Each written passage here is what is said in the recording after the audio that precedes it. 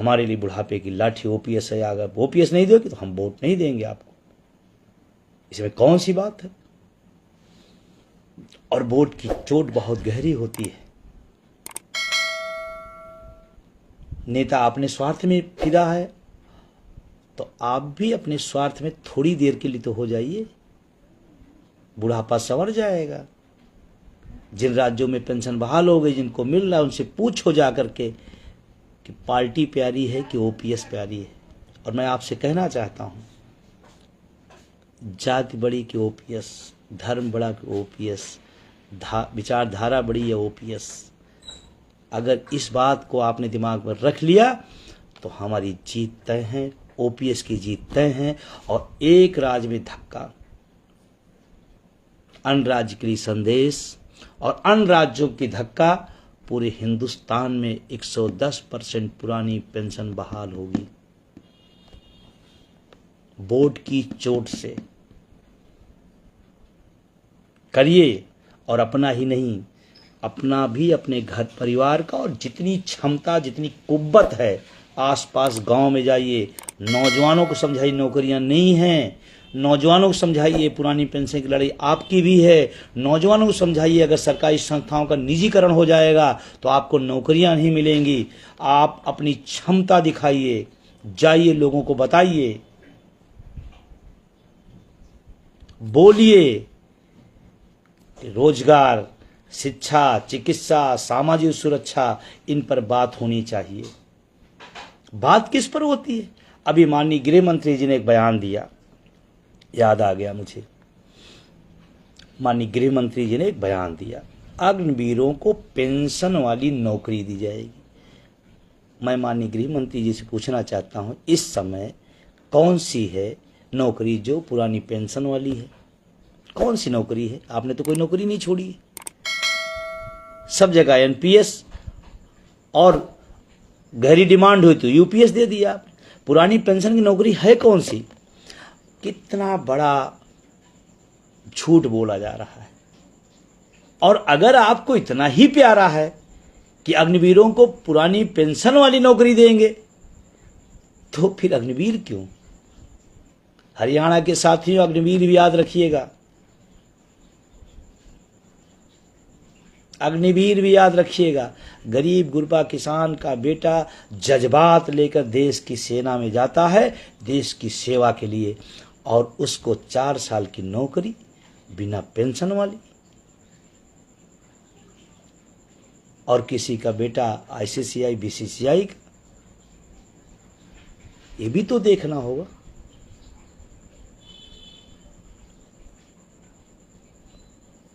तो मैं इन तरह के चुनावी लफाजी, चुनावी जुमलों में न पड़िएगा, अपना मुद्दा याद रखिएगा। जैसे विधायक और सांसद बनने के लिए दिन रात लोग लगाते हैं, गांव में जाते हैं, अपनी बात कहते हैं, वैसे आप निकलो, जाओ, घरों घरों जाओ और कहो,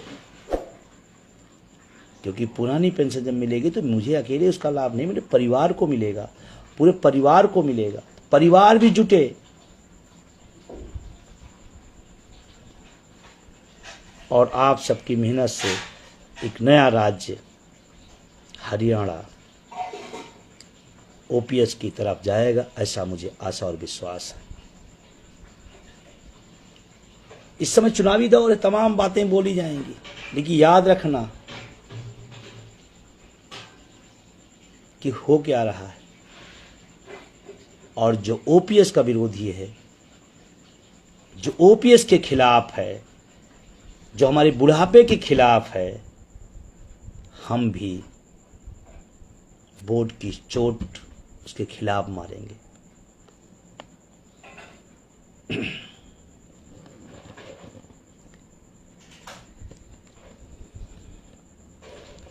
तो पुनः आप सबसे इस आशा, इस उम्मीद में, चाहे वो महाराष्ट्र में है वितेश जी, लगातार वहाँ पर केंद्र सरकार यूपीएस का अभी जियो नहीं निकाल पाई, महाराष्ट्र ने पहले निकाल दिया। तो गजब का तमाशा है। महाराष्ट्र पहला स्टेट यूपीएस लागू, गौरव की बात है। जो मेरे ऊपर विपदा है, जो मेरे ऊपर संकट है, जो मेरे लिए कलंक है, उसको कह रहे पहला राज्य है।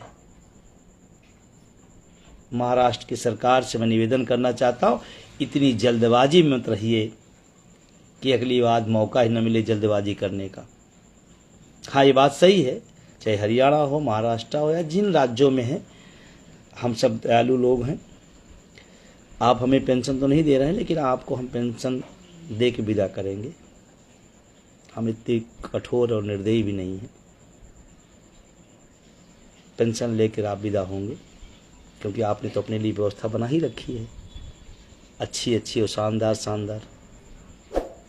तो पुनः 26 सितंबर के लिए आप सबको पुनः बधाई।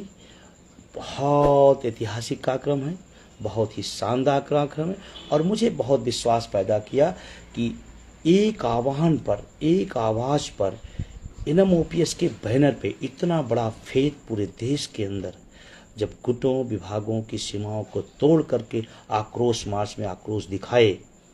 1 अक्टूबर को वर्षगांठ है, उस ऐतिहासिक रैली के लिए पुनः सभी को बधाई देता हूं, और चुनावी क्षेत्र में जहां हैं उनसे उम्मीद और आशा करता हूं कि आप चूकिएगा नहीं, भटकिएगा नहीं। कोई जाति का अपना रास्ता दिखाएगा कि मैं इस जाति का हूं, कोई बताएगा आपके पड़ोस का हूं, कोई बताएगा। उससे एक ही बात पूछना कि जब हम संघर्ष कर रहे थे, जब हमारे पर पानी की बौछारें चल रही थी, तब ये बात बताने क्यों नहीं आए कि हम आपकी जाति के आपके साथ खड़े हैं? तब ये बात बताने क्यों नहीं आए कि आपकी लाठियां जो पड़ रही हैं वो हम लाठियां खाएंगे, आपके पड़ोसी हैं। इसीलिए मेरा निवेदन है, अपने मुद्दों पर, और इस देश को मुद्दों की राजनीति पर लाना पड़ेगा। जिस दिन नौजवान इस देश को मुद्दों की राजनीति पर ला दिया, तो तमाम राजनेताओं और राजनीतिक दलों की जो ये जाति धर्म की राजनीति है वो बंद हो जाएगी। मुद्दों की राजनीति होनी चाहिए। मुद्दा है शिक्षा, चिकित्सा, स्वास्थ्य, सामाजिक सुरक्षा, जिस पर बात होनी चाहिए। चुनाव में बात किसी और पर होने लगती है और हम भी उसी में मंगूर हो जाते हैं कि हाँ ठीक है, उन्होंने ऐसा कर दिया। किसी के बारे में कोई नेता बोल दिया, उस शब्दों को लेकर पकड़े पड़े हैं। अरे हमारे लिए क्या जरूरी है, हमारे लिए क्या मुद्दा जरूरी है, उस पर बात होनी चाहिए। तो पुनः मैं सभी को धन्यवाद देता हुआ, इनम ओपीएस बैनर पे इतना बड़ा विश्वास आप सबने जताया है, ये हमारे लिए गर्व की बात है। इस पर मुझे प्राउड है, और पूरी टीम को मैं निवेदन करूंगा, आने वाले समय में जो भी प्रोग्राम हो उसमें भी सक्रियता दिखाएं। देश का बहुत बड़ा समूह इनम ओपीएस पर विश्वास और आशा रखा है। उस आशा और विश्वास को हम सबको बनाए रखना है, और इस आंदोलन को हमको अंतिम परिणय पर ले जाना है। इस देश में 110% पुरानी पेंशन बहाल कराना है। बहुत बहुत शुक्रिया, धन्यवाद। आप सब लगातार अपने कमेंट, लगातार अपने भावनाएं हम तक पहुंचा रहे हैं। जो भी साथी हैं, मैं सभी का शुक्रिया अदा करना चाहता हूं। लास्ट निवेदन करते हुए, इनम ओपीएस एक पुरानी पेंशन का बैनर का प्रतिमान हो गया है, और उसी के साथ खड़े होकर के इस लड़ाई को जीता जाए। आजू बाजू इधर उधर उस सबसे बच करके इस लड़ाई को हमें अंतिम मुकाम तक पहुंचाना है। बहुत बहुत शुक्रिया।